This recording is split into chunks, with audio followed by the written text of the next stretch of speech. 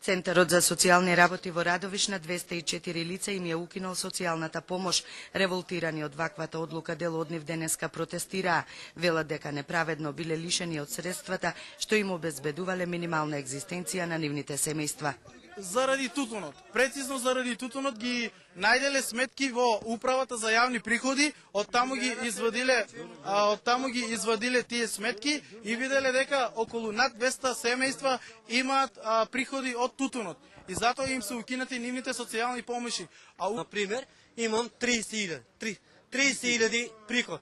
И сега додека јас да ги трошам овие 30.000, дали на пример 6 месеца или 12 месеца, после треба јас одново да ги обновувам документите за да добијам социјална помош. А до тогаш што ќе јадам јас? Одаме на Вишни Берене у Штип, у Аргулице. Работиме со 200 луѓе. По иде начин не ги дава парите човеко, дава ги на тројца и си ги делеме. И сега, заради тоа, немам јас социјална помош. Од Центарот за социјална работа изјавија дека не им било мило што овие луѓе останале без социјалната помош, но решенијата биле донесени според актуелниот закон.